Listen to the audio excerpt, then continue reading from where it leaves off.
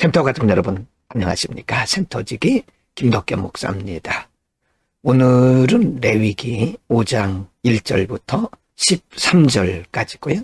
오늘 본문 말씀도 역시 속죄에 대한 제사를 말씀하고 있습니다. 인간이 알거나 모르거나 혹은 부지중에나 하나님의 말씀을 거스리거나 이웃에 대해서 허물이 있을 때 어떤 제물로 어떻게 제사를 드려야 되는가, 속죄제에 대한 말씀입니다. 5장 1절부터 6절에서 허물이 드러났을 때 혹은 본인이 아닐지라도 다른 사람들에 의해서 허물이 드러났을 때 또는 시체를 만졌을 때 어떻게 해야 되는가, 부정함에서부터 어떻게 사함을 얻을 수 있는가에 대해서 말씀합니다. 1절, 만일 누구든지 저주하는 소리를 듣고서도 증인이 되어 그가 본 것이나 알고 있는 것을 알리지 아니하면 그는 자기의 죄를 져야 할 것이요 그 허물이 그에게로 돌아갈 것이며.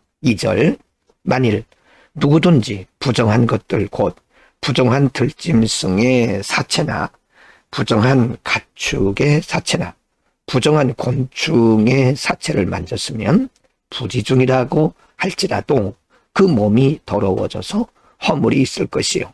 3절, 만일 부지중에 어떤 사람의 부정에 닿았는데 그 사람의 부정이 어떠한 부정이든지 그것을 깨달았을 때에는 허물이 있을 것이요. 4절입니다.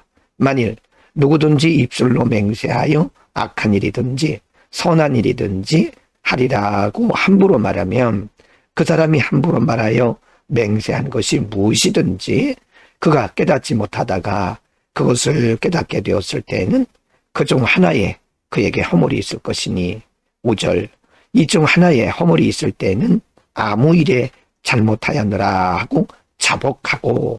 6절, 그 잘못으로 말미암아 여호와께 속죄제를 드리되 양떼의 암컷 어린 양이나 염소를 끌어다가 속죄제를 드릴 것이요 제사장은 그의 허물을 위하여 속죄할지니라.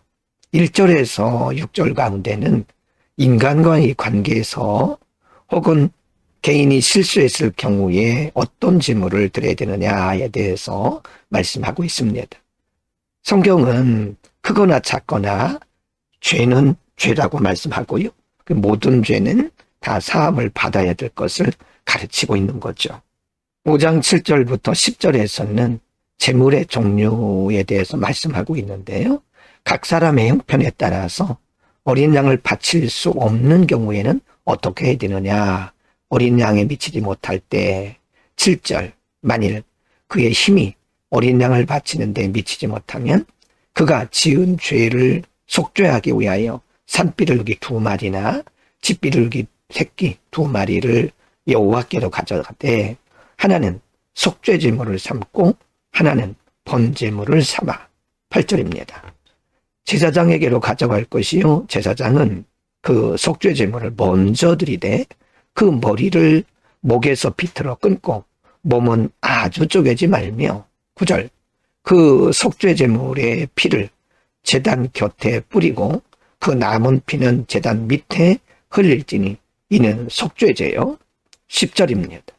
그 다음 것은 규례대로 번제를 드릴지니 제사장이 그의 잘못을 위하여 속죄한즉 그가 사함을 받으리라.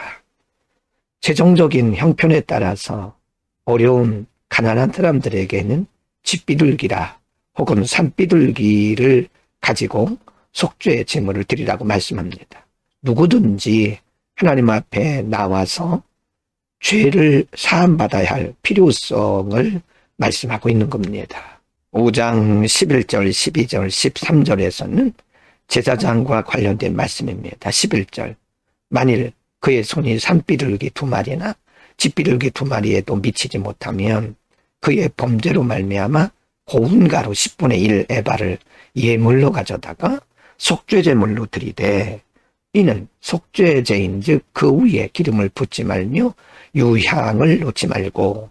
12절, 그것을 제사장에게로 가져갈 것이요 제사장은 그것을 기념물로 한 움큼을 가져다가 제단 위 여호와의 화제물 위에서 불사를 지니 이는 속죄의 죄라. 13절 제사장이 그가 이 중에서 하나를 범하여 얻은 허물을 위하여 속죄한 즉 그가 사함을 받으리라. 그 나머지는 소재물같이 제사장에게 돌릴지니라. 개인의 행편에 따라서 여러 가지 제물을 말씀했고요.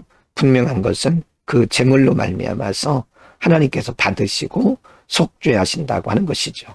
오늘 본문에서도 제사의 방법, 제물의 종류에 대해서 말씀을 했고요. 하나님은 인간이 죄인임을 아시고 배려하셨습니다. 그래서 어떤 사람은 형편에 따라서 양으로, 어떤 사람은 형편에 따라서 염소로, 어떤 사람은 형편에 따라서 비둘기나 그것도 안 되면 곡식을 가지고라도 드리라고 말씀을 합니다. 이것은 인간을 향한 하나님의 배려고요. 그리고 또 다른 면에서는 모든 인간은 하나님께로부터 죄사함을 받아야 된다는 사실을 말씀하고 있습니다. 이것은 또한 신약에서 예수 그리스도의 속죄 사역을 가르쳐 주십니다. 예수 그리스도는 누구든지 그를 믿는 자에게 속죄와 그리고 영생의 복을 주십니다. 예수 그리스도만이 우리의 죄를 정결케 하실 수 있고 모든 인생들에게는 예수 그리스도가 필요합니다. 예수 그리스도가 없이는, 예수 그리스도의 보혈이 없이는 그 누구도 죄사함을 받을 수가 없습니다.